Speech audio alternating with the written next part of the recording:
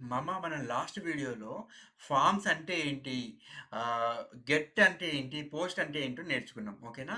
ఒకవేళ నువ్వు పాత వీడియోస్ చూడకపోయి ఉంటే గనక, పాత వీడియోస్ కంప్లీట్ చేసుకొని ఈ వీడియో చూడు మమ్మ. అండ్ ప్రతి వీడియోలో మనకి ఇంటర్వ్యూ క్వెషన్స్ ఉన్నాయి. ఆ ఇంటర్వ్యూ క్వెషన్స్ చాలా ఇంపార్టెంట్. ఓకేనా? అవి చదువుతూనే నీకేమైనా హెల్ప్ చేయగలుగుతా జాబ్‌లో. లేకపోతే హెల్ప్ చేయలేను మమ్మ. ఓకేనా?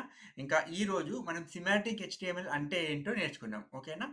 సిమాంటిక్ హెచ్‌టీఎంఎల్ అంటే ఏంటంటే, నువ్వు జనరల్‌గా ఒక టెక్స్ట్ బాక్స్, ఒక లేబుల్ తర్వాత అలా multiple text boxes, multiple labels నువ్వు పెట్టావనుకో ఒక హెచ్‌టీఎంఎల్‌లో అది నార్మల్‌గా పెట్టడం. ఓకేనా?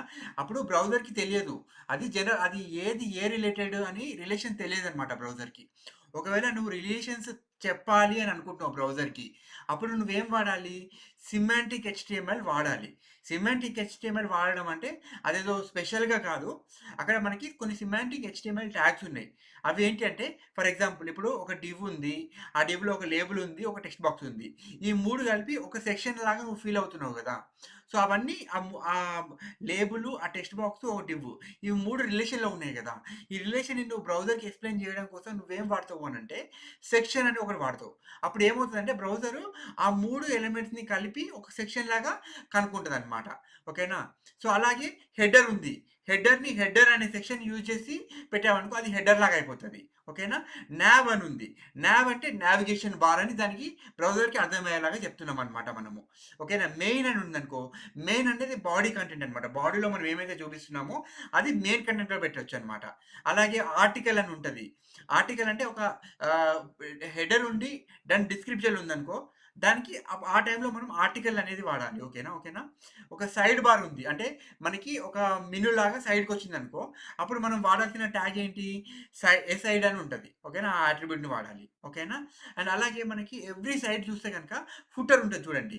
ఆ ఫుటర్ కోసం మనము ఫుటర్ అనే సిమాంటిక్ హెచ్‌టీఎంఎల్‌ని వాడామనుకో బ్రౌజర్‌కి క్లియర్‌గా అర్థమవుతది. ఇది ఫుటరు, ఇది హెడరు, ఇది నావిగేషన్ బారు, ఇది సైడ్ బారు, ఇది సెక్షన్ అని చెప్పి బ్రౌజర్‌కి క్లియర్‌గా అర్థం అవ్వడం కోసము మనము సిమాంటిక్ హెచ్‌టీఎంఎల్‌ని వాడతాం. ఓకేనా? సిమాంటిక్ హెచ్‌టీఎంఎల్ వాడడం వల్ల అది ఎస్‌ఈఓని ఇంప్రూవ్ చేస్తది వెబ్‌సైట్‌కి. ఓకేనా? ఇంకా స్క్రీన్ రీడర్స్ ఉంటాయి. కొన్ని ఏఐ టూల్స్, ఎంఎల్ టూల్స్ వచ్చి మన వెబ్‌సైట్‌ని డేటా స్క్రీన్ రీడ్ చేసి ఆ డేటాని వాళ్ళు తీసుకెళ్తారనమాట.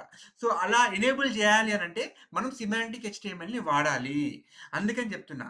సిమాంటిక్ హెచ్‌టీఎంఎల్ వాడడం వల్ల చాలా అడ్వాంటేజెస్ ఉన్నాయి. ఓకేనా మామ? సిమాంటిక్ హెచ్‌టీఎంఎల్‌లో గూడా మనకి 2 ఇంటర్వ్యూ క్వెషన్స్ ఉన్నాయి మామ. ఫస్ట్ ఇంటర్వ్యూ క్వెషన్ వచ్చేసేసి వాట్ ఈస్ సిమాంటిక్ హెచ్‌టీఎంఎల్ అని అడుగుతారు మామ. దానికి నువ్వేమని ఆన్సర్ చెప్పాలి? Semantic HTML uses meaningful tags that describes the purpose of the content అని చెప్పాలి మామ. ఓకేనా? ఇది సెకండ్ క్వెషన్ వచ్చేసేసి why semantic HTML is important అని అడుగుతారు మామ. అప్పుడు నువ్వేం చెప్పాలి? It improves the accessibility of the website and also helps the SEO of the website and it uses the readability అని చెప్పాలి మమ్మ. ఓకేనా?